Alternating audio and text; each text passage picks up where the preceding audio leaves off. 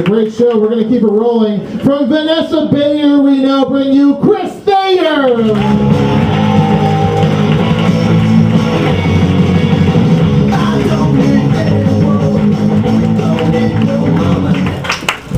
Hey everybody. All right.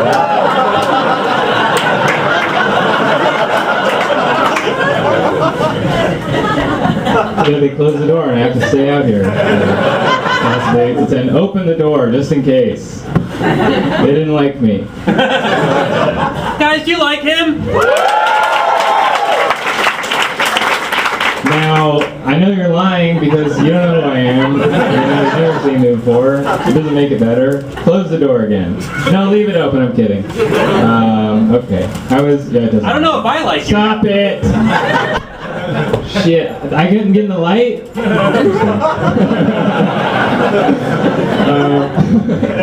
I've been doing a little bit of traveling lately, and I've been going to a lot of like small towns and stuff to do shows. And I really like going to small towns and like flyover states and stuff like that, and I feel like there's this generalization that more people in smaller towns are more religious, but I feel like when you go to some of these places, you know, they're so like scenic and picturesque that you kind of understand, you know? You see like a beautiful sunset or something and you're like, oh, it would take a god to make all of this. Some bullshit like that. Whereas when you're in a city like this, like in LA, you know, you see like a pigeon eating fried chicken in the gutter, and you're like, yeah, it's probably just us.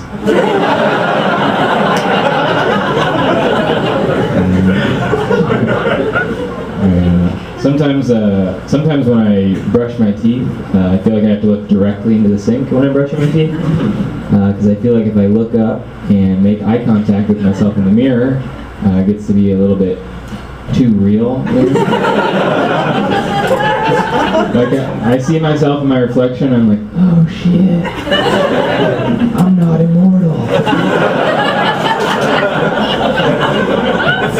I'm just polishing my bones so people will like me while I'm here.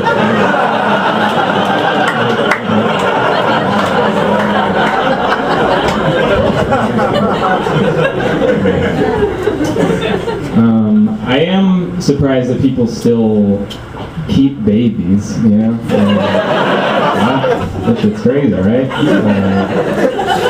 I don't mean like planned babies, I mean like, you know, accident babies or whatever science calls them.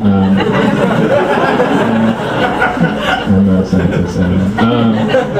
But you know, it's not like the old days when you have to like buy a wig and hightail it to Mexico to sort this thing out. You know, now you just go to Walgreens and give them $52 and it's game over. You know, doom in the womb.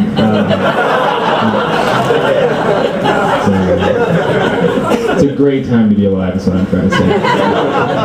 Unless you're an unwanted fetus. But I recently had my first, I don't know, pregnancy scare is like a bit of an overstatement. There was very little fear, very little pregnancy involved.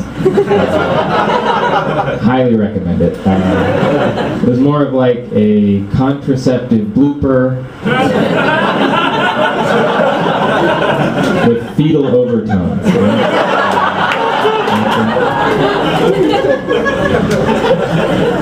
It's like there was a condom, and then there was not quite as much of a condom. And then I was like, oh God, what are we gonna do? Oh yeah, the internet. You know,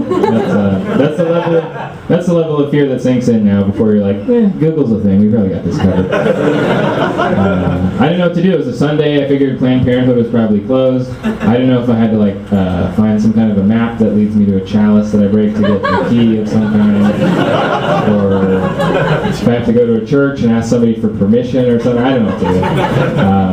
But luckily, I just wound up in a thread on the Yelp message boards of all places. And it was like, Sarah B says, hey, you know, they sell pills at Walgreens. And I was like, oh, cool, I'll be visiting the bars that she rated highly.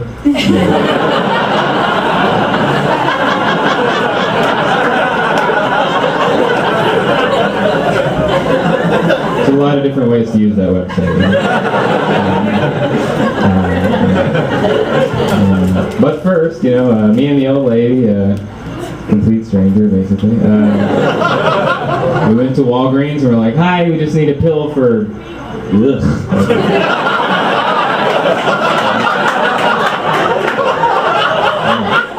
get that shit out of there. Please, for the lady, only your finest.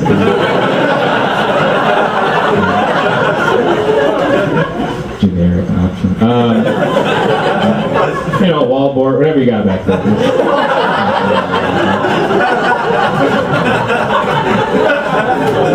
And the lady behind the counter was very helpful. She was like, oh, here you go.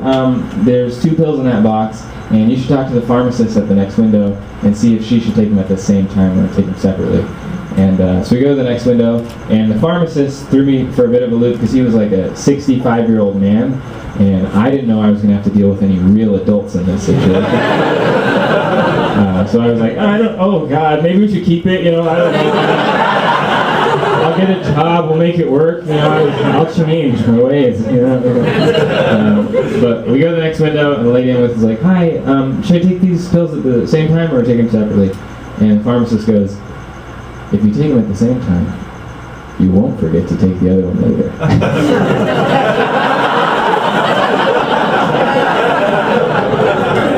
I just start scrolling away like that's cool.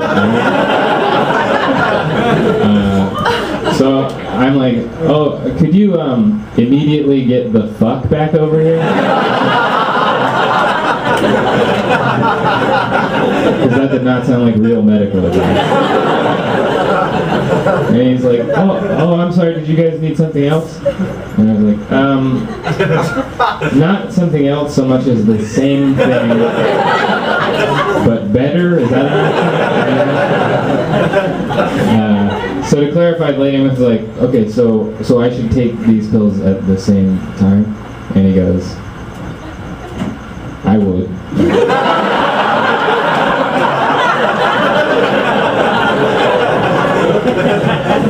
So, moral of the story, I guess, I don't love that he answered us in riddles, but that's the only obstacle to making a baby not happen.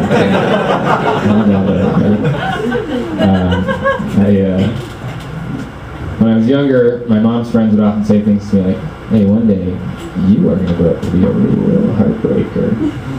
And at the time I was like, hell yeah.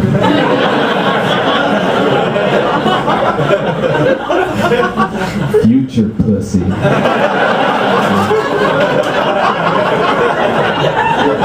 Kids, Okay.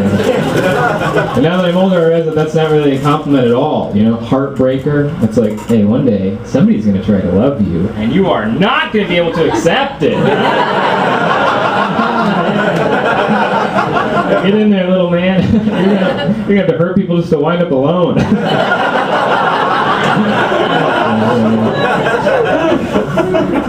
One last thing before I get into it. I was unemployed for about a year, and a lot of my friends were like, unemployment? More like fun employment, right? Because sometimes your friends aren't who you want them to be.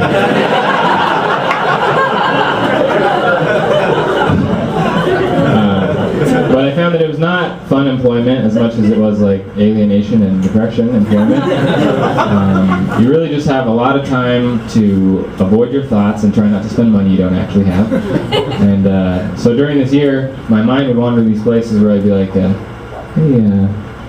what should I do with my life? Real easy stuff you can sort out in an afternoon. And I'd be like, well, I didn't go to college. Maybe I should go to college. And then I go, yeah, I'll go to college. And then if I go to college, they're probably going to ask me to go to law school or something.